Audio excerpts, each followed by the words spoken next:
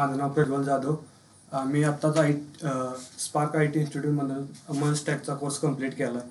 आम्ही इंटरव्ह्यू पर्स्पेक्टिव्हनं काही टॉपिक घेतलेत, त्यावर आम्ही लेक्चर देणार आहे. तर मी टॉपिक घेतला आहे CSS मधील फ्लेक्सबॉक्स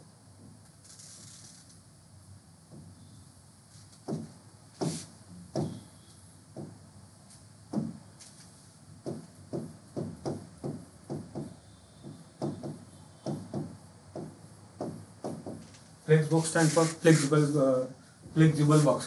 तर आपण आता HTMLच्या कोडपासून सुरुवात करू.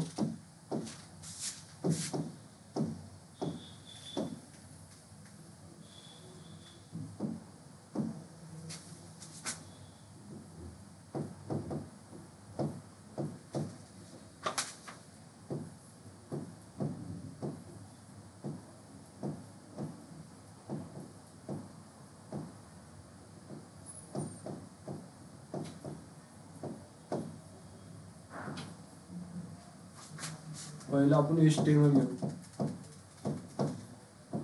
नंतर त्याचं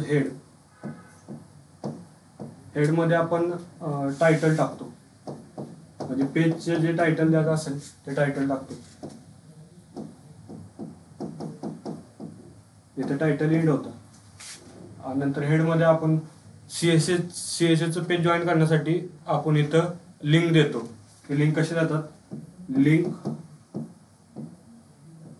relation equal to style box, style sheet.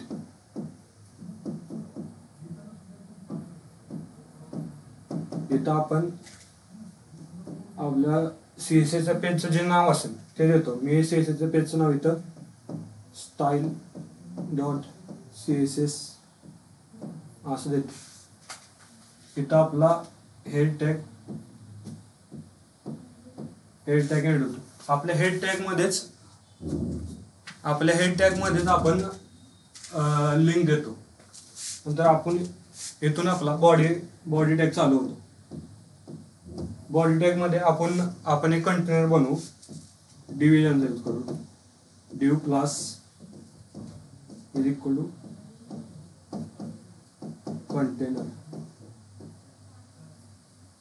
इथं कंटेनर नावाचा मी क्लास तयार केलाय, डिव्हिजन तयार केले. त्यात आपण आयटम्स देऊ.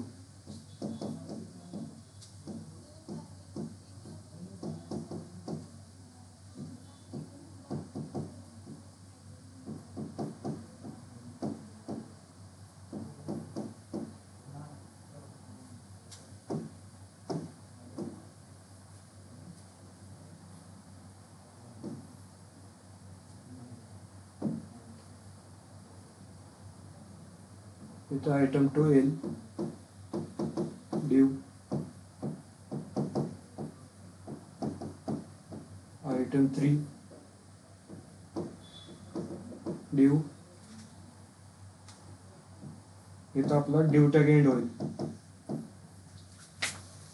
हा झाला HTMLचा कोड. आता CSSचा कोड लिहितो. आपल्या CSSच्या पेजचं नाव आहे style.css.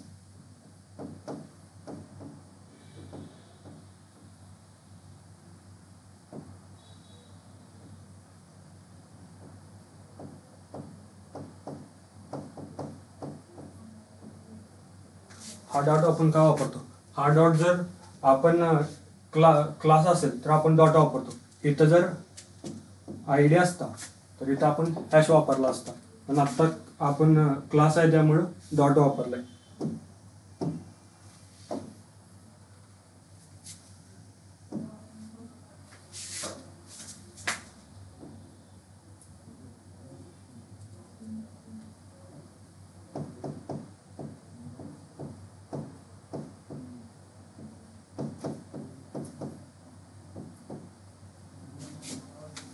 जेव्हा आपण डिस्प्ले फ्लेक्स येतो ना, तेव्हा आउटपुट असं दिसतं.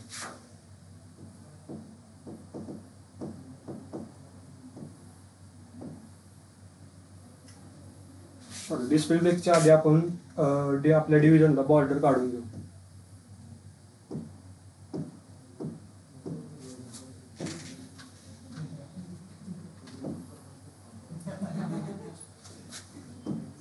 आधी आपण बॉर्डर देऊ.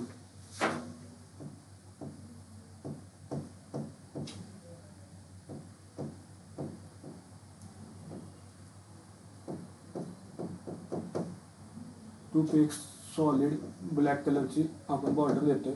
त्यानंतर आपण कंटेनर आपल्या डिव्हिजनला हाईट देऊ. हाईट 4vh देऊ.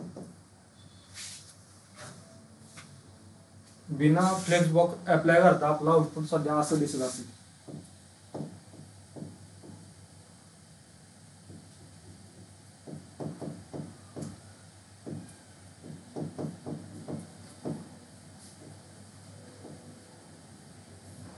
बिना फ्लेक्स बॉक्सचा यूज करता आपला आउटपुट सध्या असं दिसते. आणि जर आपण फ्लेक्स बॉक्स वापरला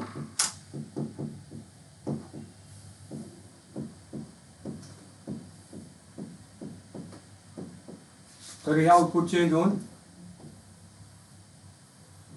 अशा वर्टिकल लाईन मध्ये येईल.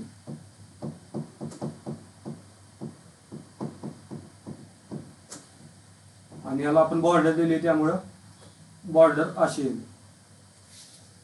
त्यानंतर आपण इथे जस्टिफाय कॉन्टेंट वापरू. जस्टिफाय कॉन्टेंट कशासाठी वापरतात, जर आपल्याला हॉरिझॉन्टली जर आपल्याला ऍडजस्टमेंट करायची असेल तर आपण जस्टिफाय कॉन्टेंट वापरतो.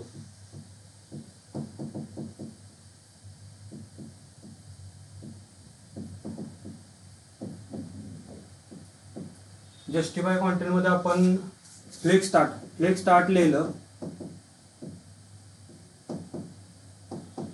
फ्लेक्स स्टार्ट लिहिलं तर आपल्या आयटम्स इथून सुरुवात होईल आणि इथे संपतील. आणि जर आपण इथे फ्लेक्स स्टार्टच्या ऐवजी फ्लेक्स एंड असं लिहिलं तर आपल्या आयटमची सुरुवात या साईडनं होईल आणि इथे संपेल. आणि जर सेंटर लिहिलं तर आपल्या आयटम बरोबर इथे मध्यभागी सेंटरला येते. आपण आता स्पेस बिटवीन लिहू. स्पेस बिटवीन लिहिल्यावरती प्रत्येक आयटम मधील गॅप सेम राहील आणि आउटपुट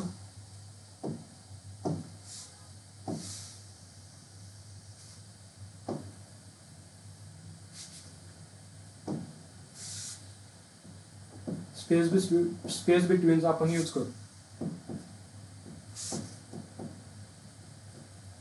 स्पेस बिटवीनचा यूज केल्यावरती आपला आउटपुट असं दिसेल.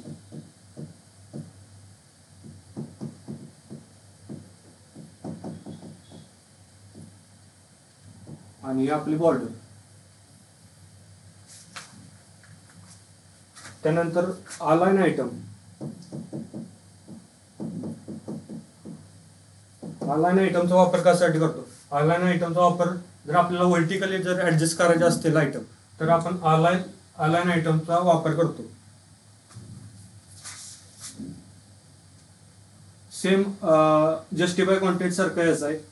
तुम्ही फ्लेक्स स्टार्ट केलं तर ती सेम पोझिशनला राहते. जर तुम्ही फ्लेक्स एंड केलं तर त्याची सुरुवात शेवटून होईल. आयटम 1, आयटम 2, आयटम 3 असं.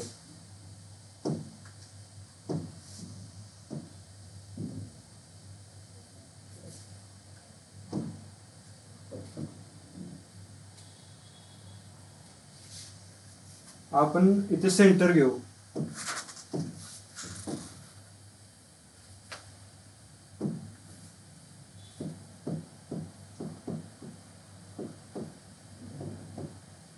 सेंटर घेतल्यामुळे आपला आउटपुट सध्या असं दिसेल.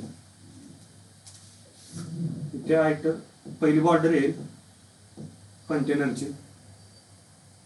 त्यानंतर आपलं आउटपुट आपल्याला इथं सेंटरला दिसेल कारण की आपण आला ना आयटम सेंटर, कारण की ते वर्टिकली पण सेंटरला येणार. आयटम 1, आयटम 2, आयटम 3 हे आपलं फायनल आउटपुट येईल. थँक्यू. तर हा आपला टॉपिक इथं संपतो. या टॉपिकमध्ये आपण काय केलं, पहिल्यांदा HTML चा कोड लिहिला. त्या HTML च्या कोडमध्ये बॉडीमध्ये आपण एक डिव्हिजन तयार केली. एक कंटेनर तयार केला. त्या कंटेनरमध्ये आपण 3 आयटम घेतले आणि हे CSS चे पेज आपण इथे या लिंक रेल याच्यावर वापरून जॉईन केलं. आणि त्यानंतर आपण याला CSS अप्लाय केली बॉर्डर दिली, हाईट दिली, डिस्प्ले फ्लेक्स केला, जस्टिफाय कॉन्टेंटनं आपण हॉरिझॉन्टली ॲडजस्ट केलं आणि अलाय आयटमनं आपण व्हर्टिकली ॲडजस्टमेंट केली. तर आय होप तुम्हाला हे टॉपिक समजलं असेल. थँक्यू.